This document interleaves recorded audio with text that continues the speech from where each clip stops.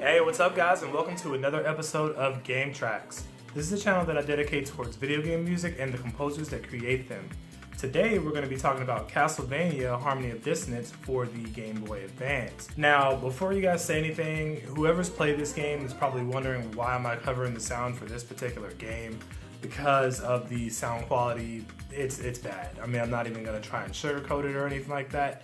It's horrible. For some reason, a lot of the early games that came out on Game Boy Advance had an issue with the whole Game Boy Color 8-bit sound mixed in with the whole 16-bit sound that the Game Boy Advance was supposed to produce. Either the games were produced cheaply or they just didn't know how to tap into the power yet, because later on in the generation of Game Boy Advance games, the sound got a whole lot better. Some of the games were even on par with the Super Nintendo quality. Now, it never was quite that good, but it was pretty close. With Castlevania's Harmony of Dissonance, it was one of those games that just, it really stood out. It looked absolutely incredible, but the sound took a nosedive. If you played Castlevania Circle of the Moon, the sound quality was incredible. I mean, it sounded amazing. Every single track in the game was top notch. It was stereo sound, and it just sounded amazing.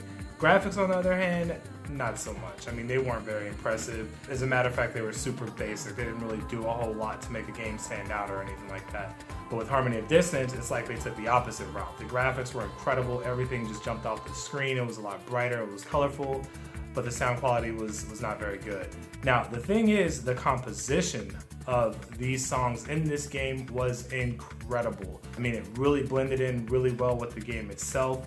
It was just fun to listen to, as long as you could really bypass the whole Game Boy Color sound and, chip tunes in it.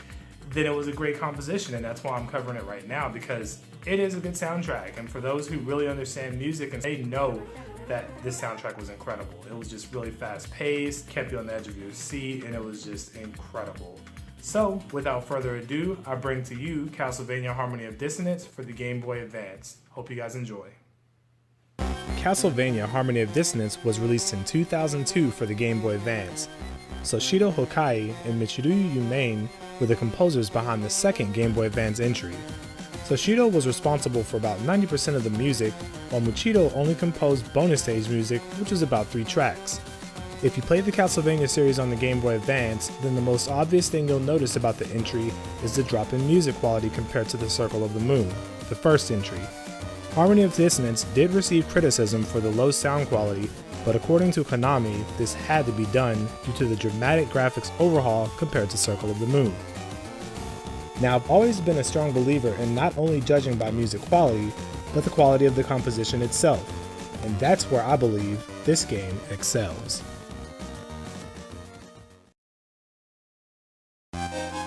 Chapel of Dissonance. One thing I've always enjoyed about Castlevania is the music, and the Game Boy Advance was able to deliver, even when the audio took a backseat in quality. Although this song is very short, it still manages to start very subtle and then end in a very dramatic fashion. Short, but very sweet.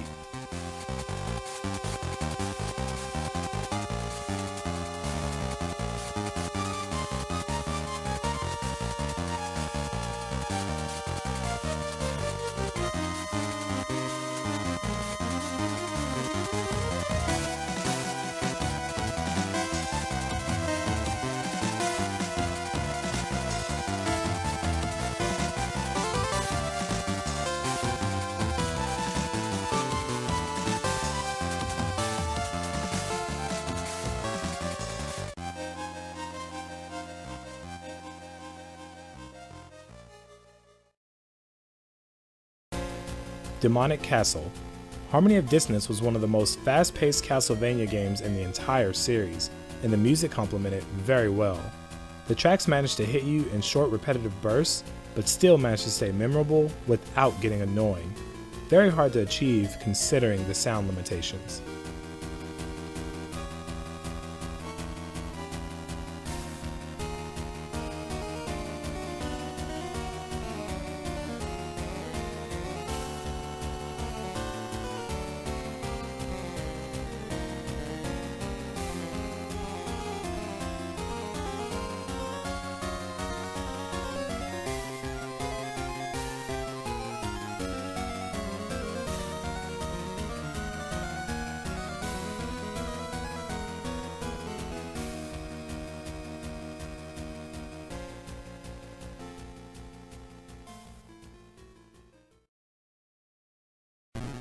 Decisive Battle, Boss Theme. This track is intense enough to send shivers down your spine.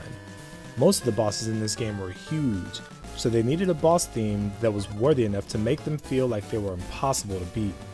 This is one of those tracks that you can tell the composer wanted to do more with it, mainly towards the end. When things start to get interesting, the track cuts into a hard loop. I wish the hardware limitations didn't limit the rest of this track.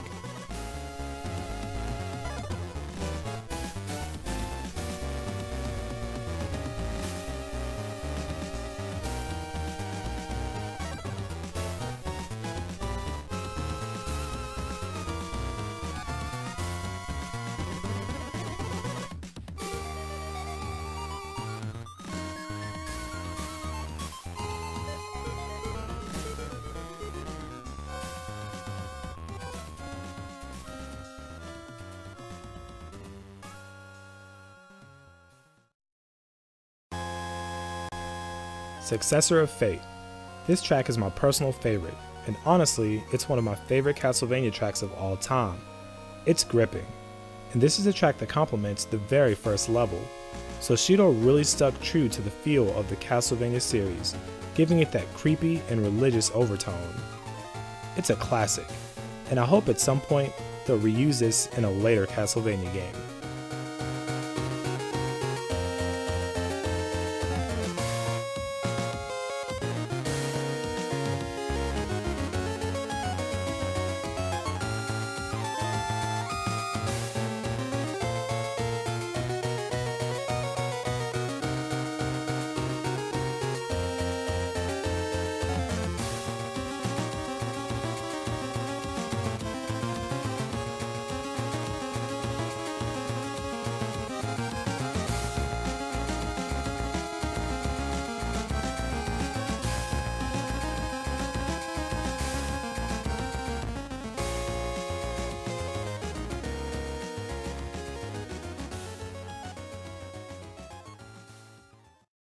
Alright guys, that was my Castlevania Harmony of Dissonance episode. I really hope you guys enjoyed it. I hope you like the tracks that I chose. And if you did, feel free to hit that subscribe button, hit that like button, and also hit that notification bell so that you can receive updates on whenever I upload new episodes. Once again, I'd like to appreciate you guys for tuning in. I really thank you guys for watching, and I hope you guys have an amazing week. Thank you.